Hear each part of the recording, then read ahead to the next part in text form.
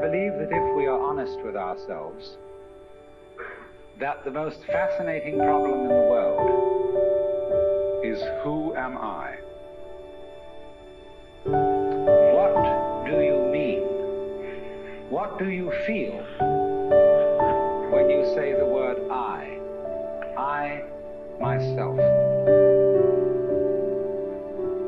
I don't think there can be any more fascinating preoccupation than that, because it's so mysterious, it's so elusive. Because what you are in your inmost being escapes your examination in rather the same way that you can't look directly into your own eyes without using a mirror. You can't bite your own teeth. You can't taste your own tongue. And you can't touch the tip of this finger with the tip of this finger. And that's why there's always an element of profound mystery in the problem of who we are. This problem has fascinated me for many years, and I've made many inquiries. What do you mean by the word I? And there is a certain consensus about this, a certain agreement, especially among people who live in Western civilization. Most of us feel I, ego, myself, my source of consciousness, to be a center of awareness and of a source of action that resides in the middle of a bag of skin.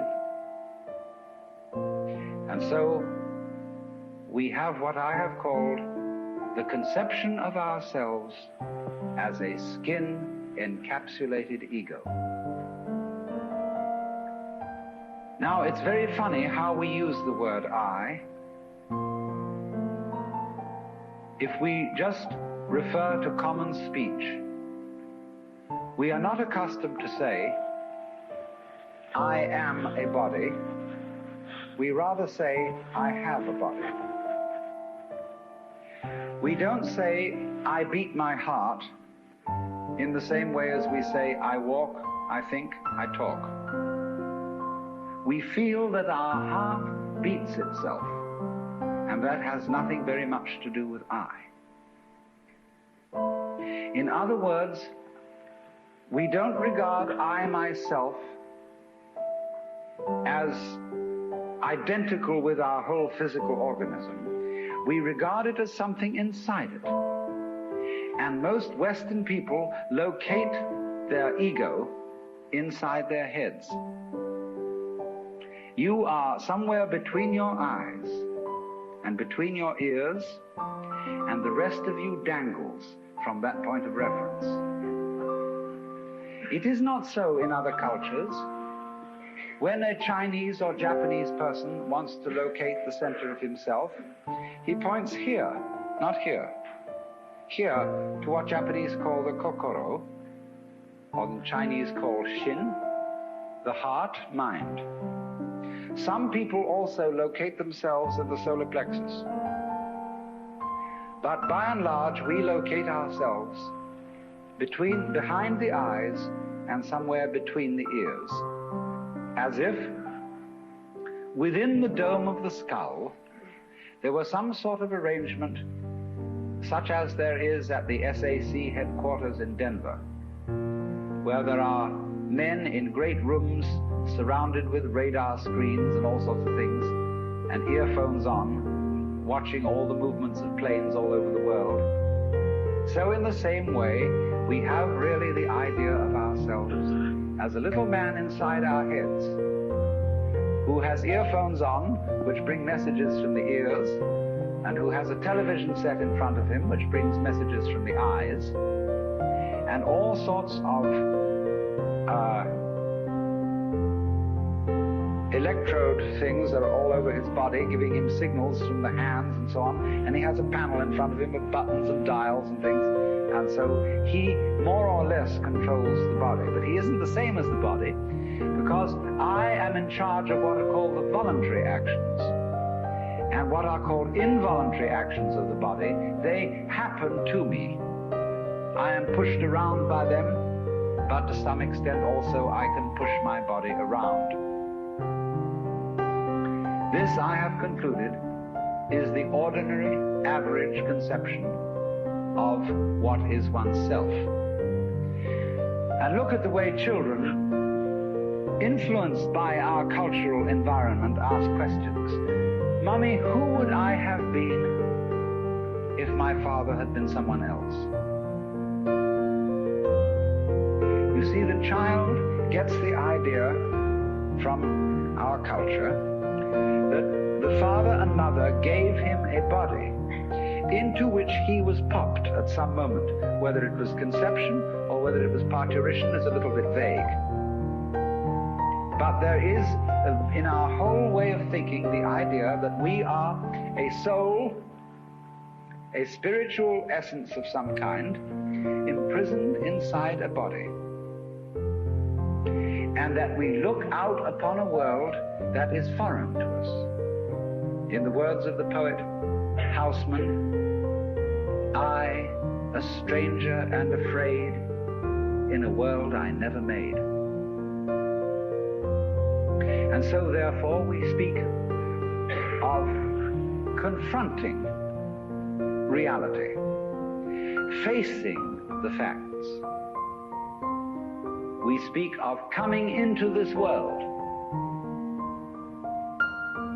And this whole sensation that we are brought up to have of being an island of consciousness locked up in a bag of skin, facing outside us a world that is profoundly alien to us in the sense that what is outside me is not me. This sets up a fundamental sensation of hostility and estrangement between ourselves and the so-called external world.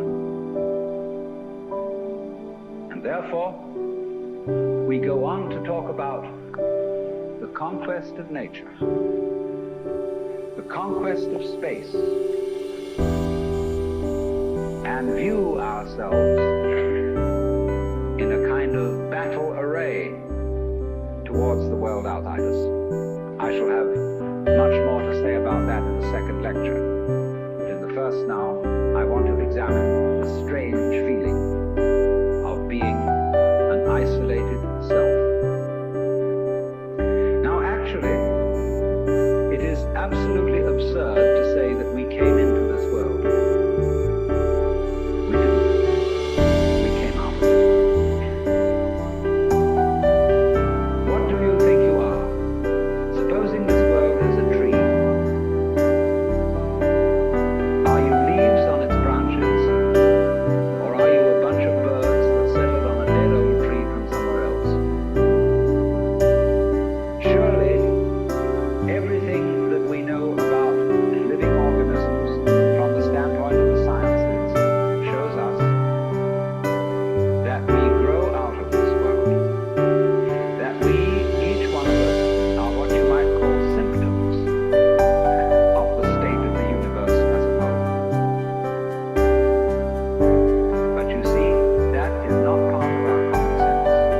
Western man has for many centuries been under the influence of two great myths. When I use the word myth, I don't necessarily mean falsehood. To me, the word myth signifies a great idea in terms of which man tries to make sense of the world. It may be an idea, it may be an image. Now, the two images which have most profoundly influenced Western man are, number one, the image of the world as an artifact, like a carpenter's table or a jar made by a potter. Indeed, in the book of Genesis, there comes the idea that man was originally a clay figurine made out of the earth by the Lord God who then breathed into this clay figurine and gave it life.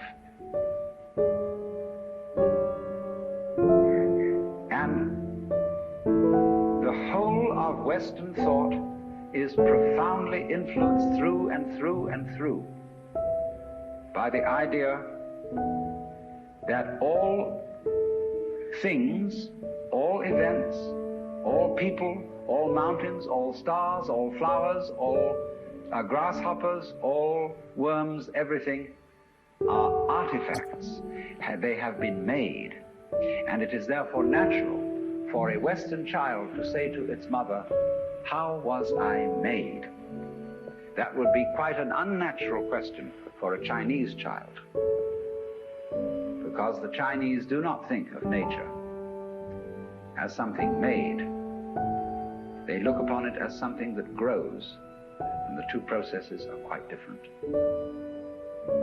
When you make something, you put it together, you assemble parts, or you carve an image out of wood or stone, working from the outside to the inside. But when you watch something grow, it works in an entirely different way. It doesn't assemble parts. It expands from within and gradually complicates itself, expanding outwards, like a bud blossoming, like a seed turning into a plant. But behind our whole thought in the West is the idea that the world is an artifact, that it is put together by a celestial architect, carpenter, and artist, who therefore knows how it was done. When I was a little boy, and I asked many questions which my mother couldn't answer, she used to resort in desperation to saying, "My dear, there are some things that we are not meant to know." And I said, "Well, will we ever find out?" And she said, "Yes, when we die and we go to heaven, it will all be made clear." And I used to think that on wet afternoons in heaven, we would all sit around the throne of grace and say to the Lord God, "Now just why did you do it this way? And how did you manage it that?" And he would explain it and make it all very clear.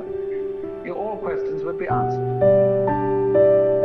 Because as we have popularly, in popular theology, understood the Lord God, he is the mastermind who knows everything. And if you ask the Lord God exactly how high is Mount Whitney, nearest millimeter, he would know exactly like that and would tell you. Any question. The Cosmic Encyclopedia Britannica.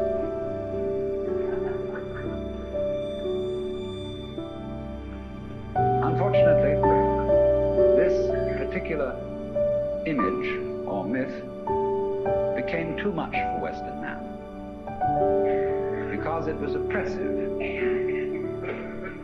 to feel that you are known through and through and watched all the time by an infinitely just judge. I have a friend, a very enlightened woman. She's a Catholic convert, but a very enlightened Catholic.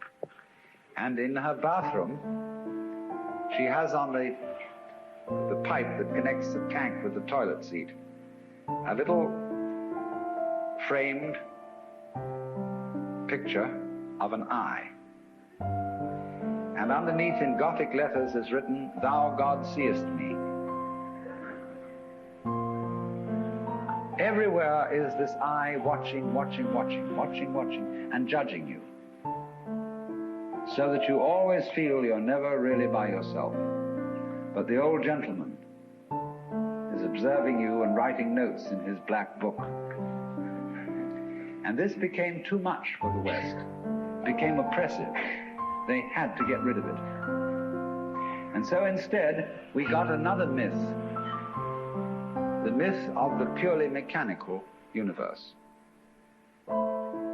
This was invented at the end of the 18th century, became increasingly fashionable throughout the course of the 19th century and well into the 20th century, so that it is today's common sense.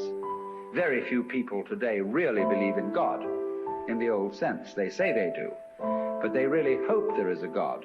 They don't really have faith in God.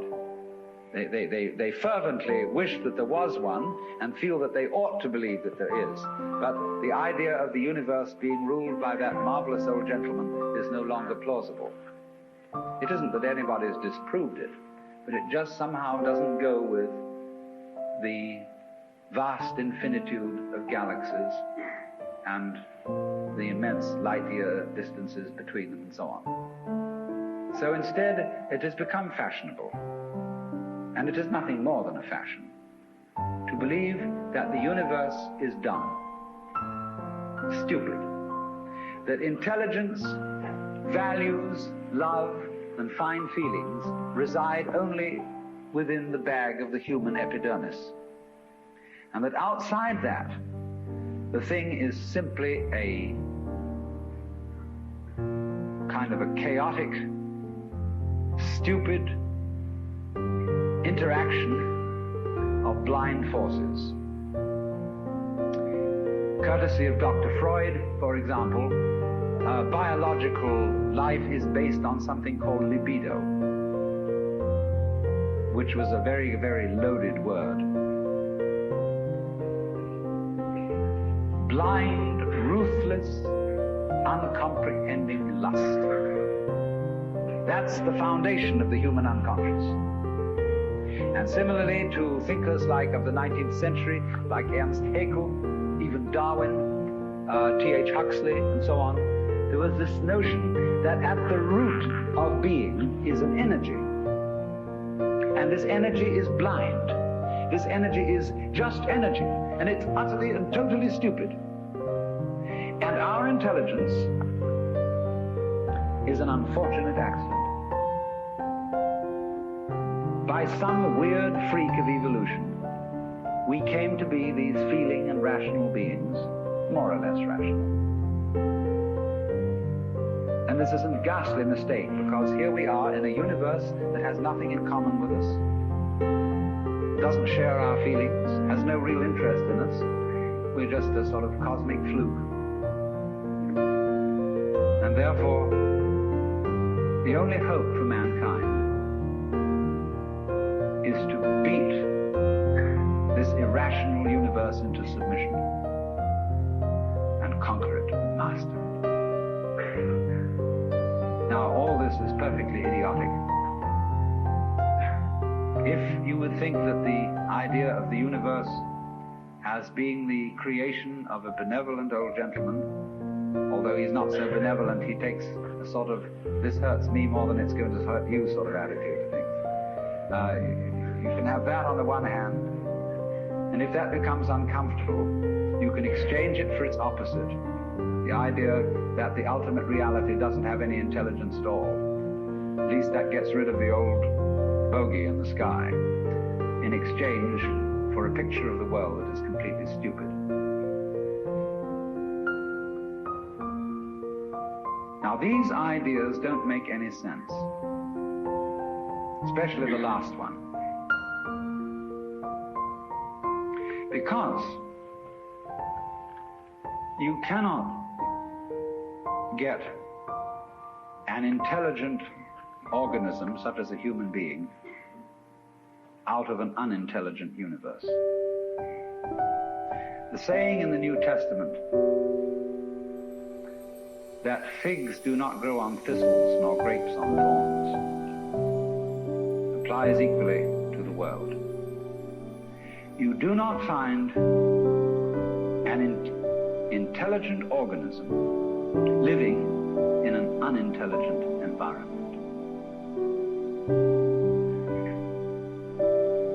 Look, here is a tree in the garden, and every summer it produces apples, and we call it an apple tree because the tree apples. That's what it does. All right? Now here is a solar system inside a galaxy, and one of the peculiarities of this solar system is that at least on the planet Earth, the thing peoples. In just the same way that an apple tree apples. Now maybe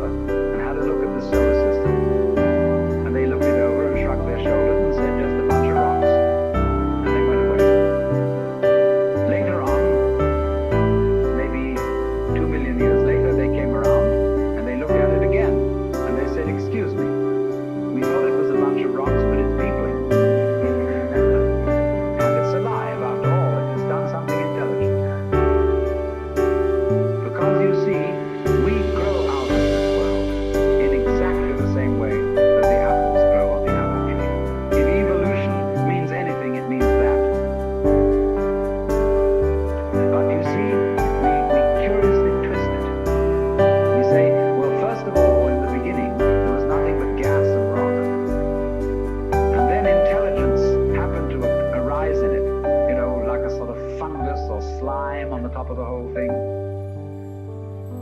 But we're thinking in a way, you see, that disconnects the intelligence from the rocks. Where there are rocks, watch out. Watch out, because the rocks are going eventually to come alive.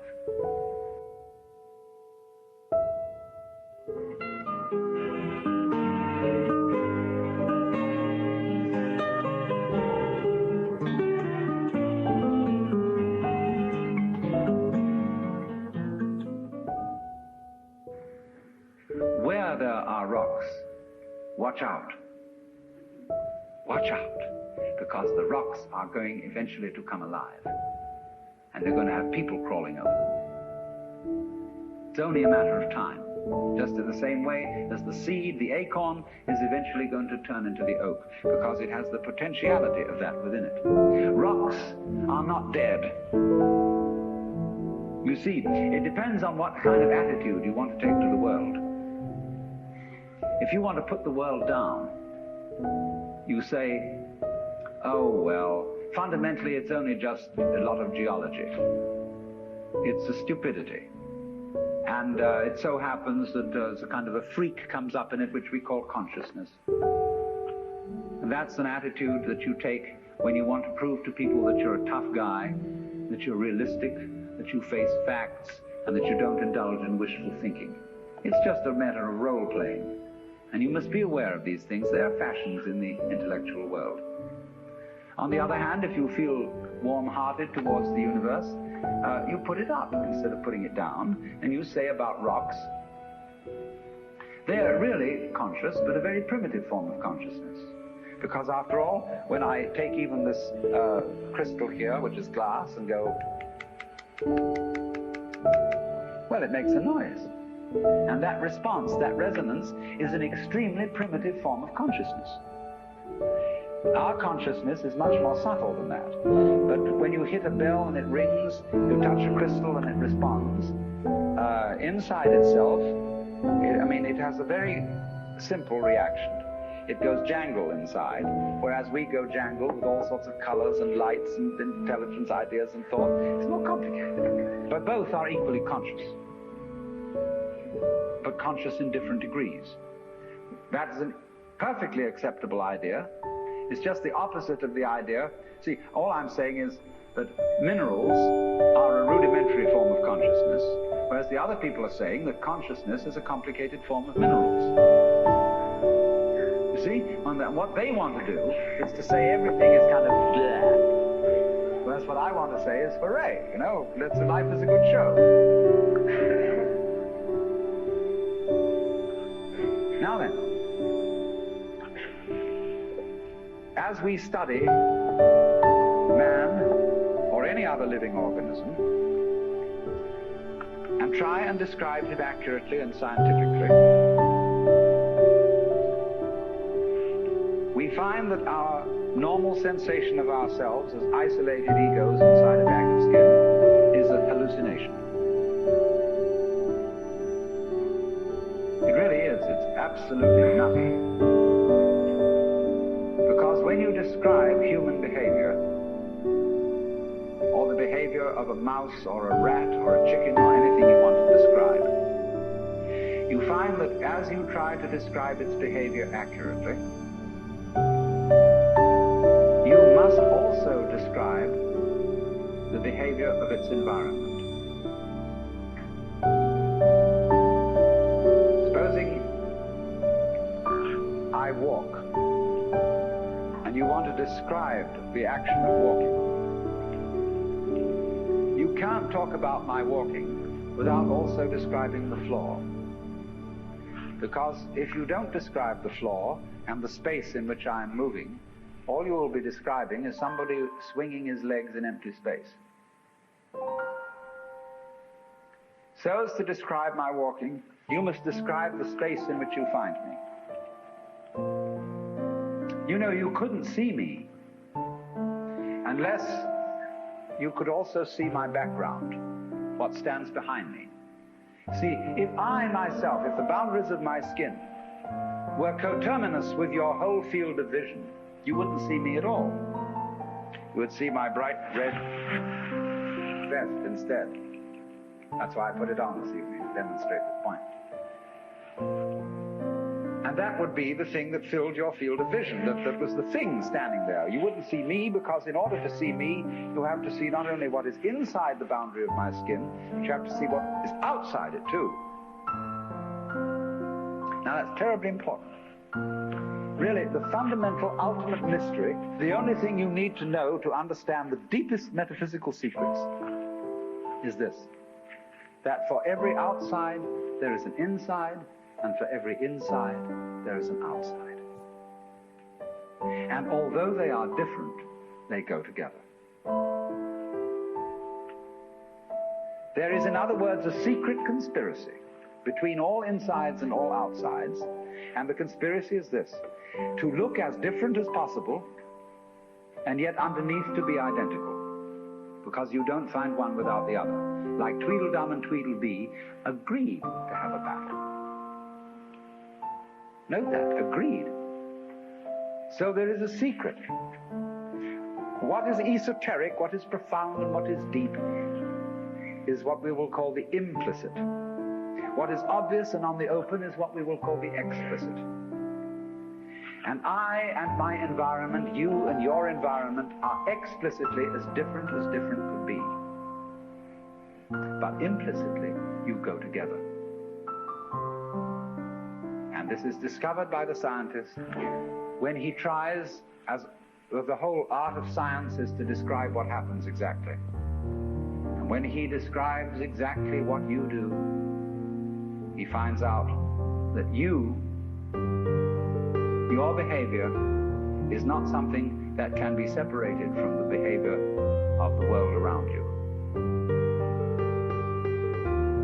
He realizes then that you are something that the whole world is doing. Just as when the sea has waves on it, all right, the sea, the ocean is waving. And so each one of us is a waving of the whole cosmos, the entire works, all there is. And with each one of us, it's waving and saying, "You, here I am." Only it does it differently each time, because variety is the spice of life. But you see, the funny thing is, we haven't been brought up to feel that way. Instead of feeling that we, each one of us, are something that the whole realm of being is doing, we feel that we are something that has come into the whole realm of being as a stranger. When we were born, we don't really know where we came from, because we don't remember.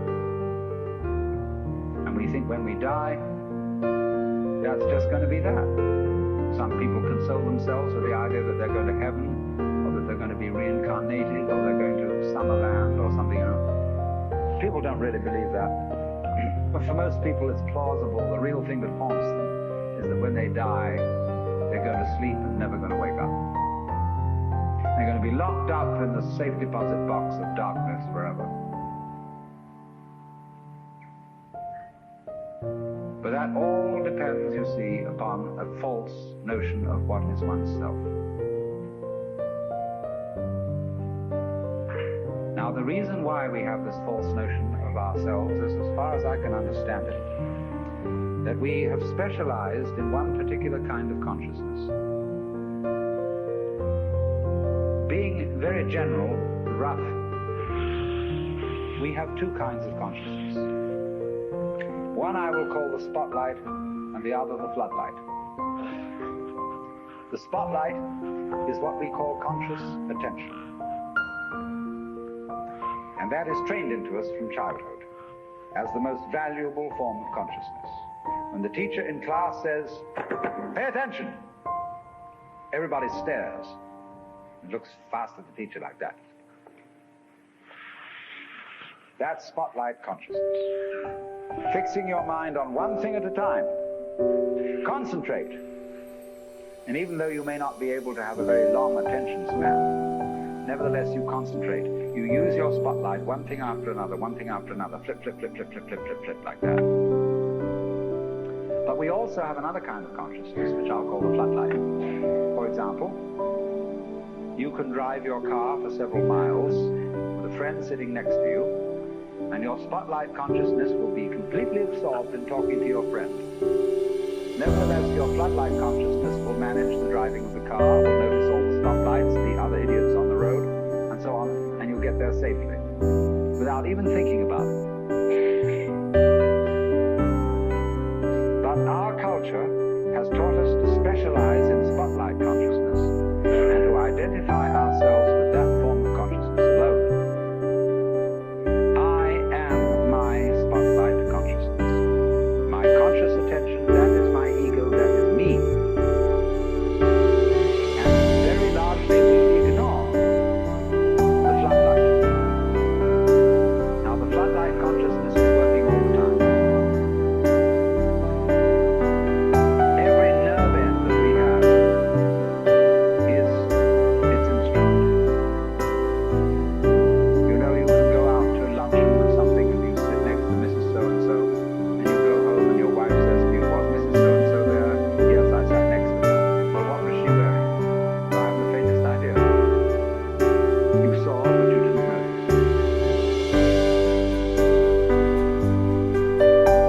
Now, because we have been brought up to identify ourselves with the spotlight consciousness, and the floodlight consciousness is undervalued, we have this sensation of ourselves as being just the spotlight. Just the ego that looks and attends to this and that and the other. And so we ignore and are unaware of the vast, vast extent of our being. People who by various methods become fully aware of their floodlight consciousness have what is called a mystical experience, or a cosmic consciousness, or what the Buddhists call bodhi, awakening. The Hindus call moksha, liberation, because they discover that the real deep, deep self, that which you really are, fundamentally and forever, is the whole of being. All that there is, the works, that's you. Only that universal self that is you has the capacity to focus itself at ever so many different here and nows. So when you use the word I, this, as William James said, is really a word of position, like this or here. Just as a sun or star has many rays, so the whole cosmos expresses itself in you, in you, in you, in you, in you, with all the different variations. It plays games. It plays the John Doe game, the Mary Smith game. It plays the beetle game, the butterfly game, the bird game, the pigeon game, the fish game, the star game. Just like these are games that differ from each other, just like backgammon, whist, bridge, poker, pinochle, or like waltz, mazurka, minuet, and so on. It dances, infinite variety. But every single dance that it does, that is to say, you is what the whole thing is doing. But you see, we forget it. We don't know. We've been brought up in a special way so that we are unaware of the connection, unaware that each one of us is the works, playing it this way for a while.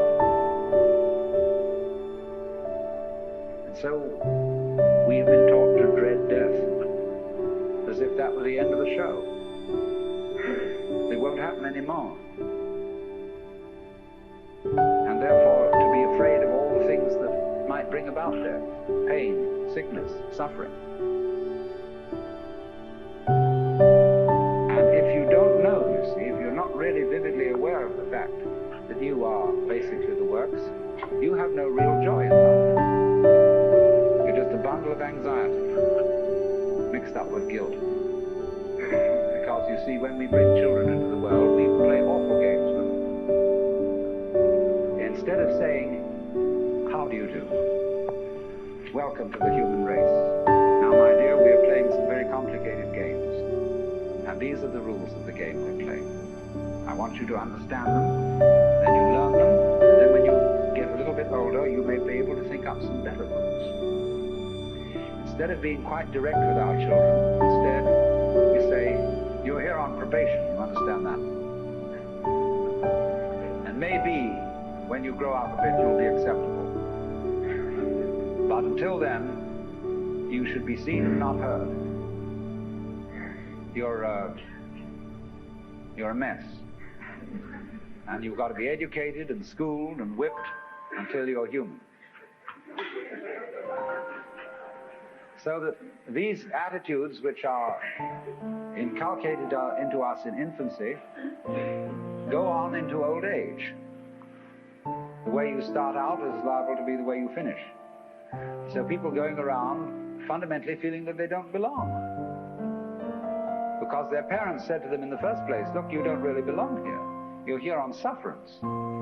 You're on probation. You're not a human being yet. And people feel this right on into old age. And so they figure that the universe is presided over by this awful kind of God the Father parent, who, yes, has our best interest at heart, is loving, but who spares the rod spoils the child. Whom the Lord loveth, he chastens. So everybody's sort of, when's it going to hit next? So don't feel that they belong. So we get this ghastly, what I call Christian ego. It's a little bit Jewish too.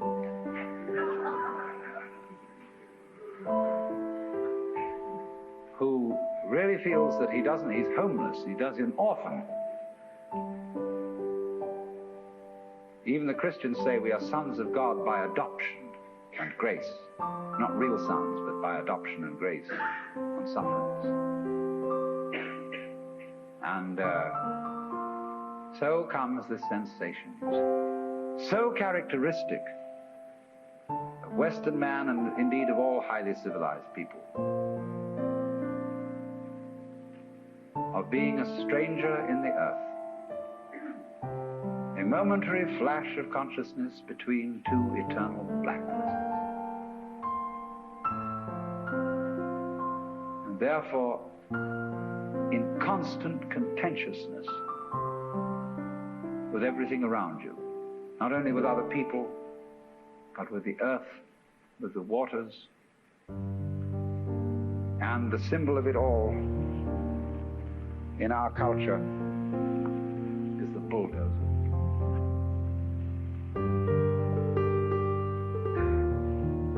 Where I live, aboard a ferry boat, there is opposite us, across the water, or was opposite to us, some lovely hills.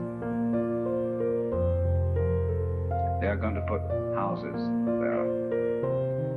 But they are going to try and put the sort of houses you would find in a suburban tract lot, on a hill, of all things. Because a good architect can make a house fit the hill. He doesn't have to destroy the hill to put a house on it. And if you want to live on a hill, obviously you want to live on a hill. And you don't want to destroy the hill by virtue of living on it.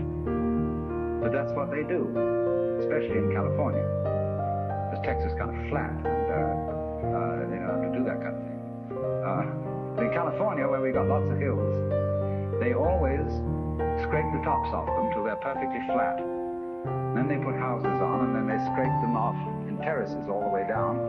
They upset the ecology of the hill, and eventually all the houses fall down. And so what? But by that time the payments have been made. But that's because the builder doesn't feel that the external world is his own body. It is. The external world is your own body extended. So he, instead of going up to the hill and saying, "Good afternoon, I very much want to live here, and I would like to know what kind of house you would like to have built on." An intelligent architect always does that. Instead of that, he has a prejudice about what kind of a house is a house. And he has to make the hill submit to this prejudice. So he has to ruin the hill and get rid of it, pretty much, and put the house on. He's absolutely out of his mind. And he's out of his mind because he doesn't realize that the external world is his body. When he realizes that, he'll get his mind back.